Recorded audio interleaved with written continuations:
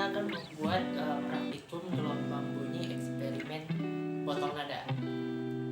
Oke, sebelumnya saya akan menjelaskan sedikit ya teori daripada bunyi.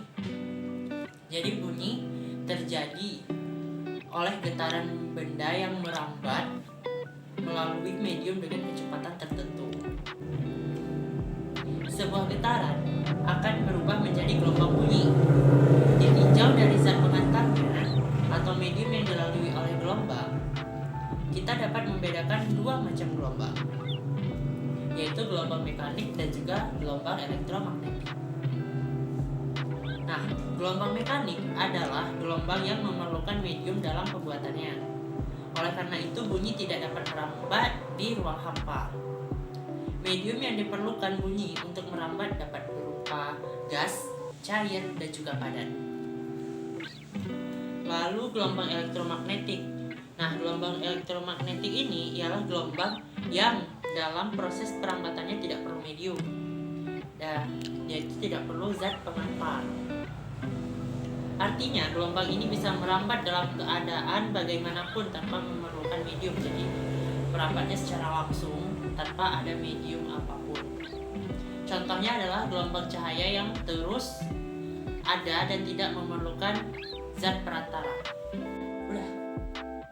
Berdasarkan arah getar dan arah rambatnya, gelombang dibagi menjadi dua, yaitu gelombang transversal adalah gelombang yang arah getarnya itu tegak lurus dengan arah rambatnya. Lalu gelombang longitudinal, ya. Gelombang longitudinal itu gelombang yang arah rambatnya sejajar dengan arah getarannya. Bentuk getarannya berupa rapatan dan renggangan. Adapun syarat terjadinya bunyi adalah adanya sumber bunyi atau benda yang bergetar. Jadi benda yang bergetar itu pasti dia menghasilkan bunyi. Dia bisa menjadi sumber bunyi. Lalu adanya zat perantara atau medium dan juga pendengar dalam jarak di daerah jangkauan bunyi. Nah, di sini kita akan melakukan percobaan sederhana. Di sini saya menyediakan 3 buah botol yang masih kosong. Lalu ada sendok dan juga ada air. Kita coba untuk percobaan yang pertama. Nah, ketiga botol ini sudah kita bersihkan. Jadi tidak ada pengaruh dari kotoran-kotoran yang mungkin akan menjadi penghambat bunyinya gitu. Lalu kita pukul dinding luar ketiga botol dengan sendok. Kita anggap ini botol A, B, dan C.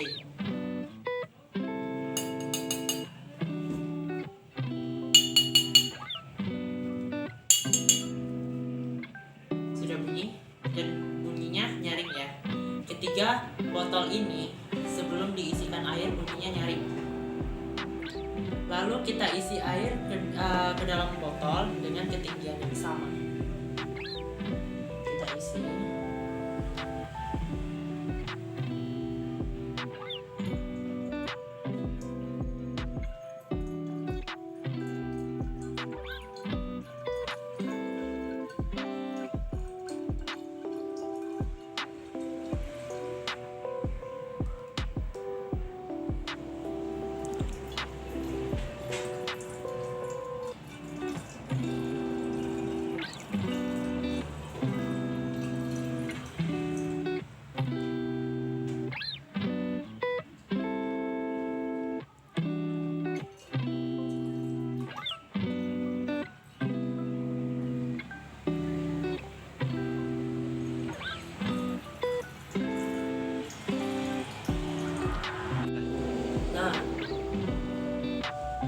Kita sudah mengisi air ke dalam botol dengan ketinggian yang sama. Jadi kita coba untuk mengetuk kembali dinding luar botol ini.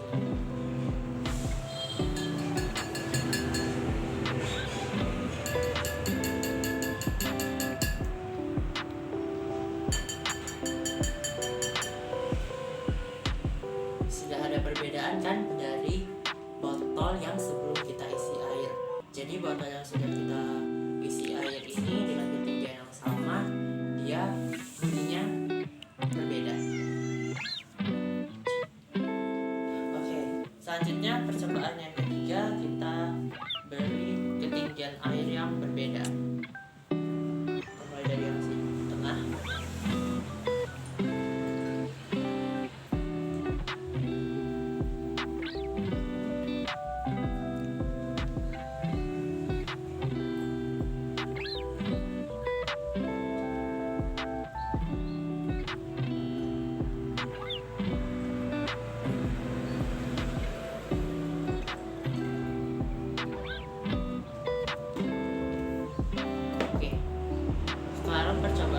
juga botolnya sudah kita isikan dengan air yang ketinggiannya berbeda.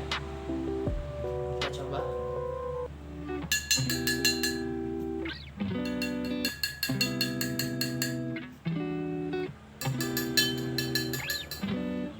Nah, bunyinya ketiga botol ini juga berbeda dan pastinya nyaring. Skip. Nah, kesimpulannya yang dapat kita ambil dari ketiga percobaan itu, bunyi adalah suara yang dapat didengar oleh indera manusia, yaitu telinga. Bunyi dihasilkan dari benda yang bergetar dan benda yang menghasilkan bunyi dinamakan sebagai sumber bunyi. Dari percobaan yang telah dilakukan menggunakan botol kaca dengan volume air yang berbeda-beda, menghasilkan bunyi yang berbeda juga. Botol kaca yang kosong menghasilkan bunyi yang paling nyaring. Botol kaca yang diisi dengan air yang berbeda-beda juga mempunyai suara yang berbeda-beda pula. Ada yang nyaring dan juga ada yang tidak nyaring. Hal ini karena botol yang kosong lebih banyak terisi udara dan menjadikan ruangan udara. Jadi sudah penuh dengan air, tidak bisa suaranya itu langsung masuk ke dalam botolnya gitu. Jadi ada medium airnya. Sehingga ketika dipukul suaranya lebih nyaring dibanding botol yang berisi air. Nah, sudah dapatkan kita perbedaannya dari ketiga percobaan tersebut.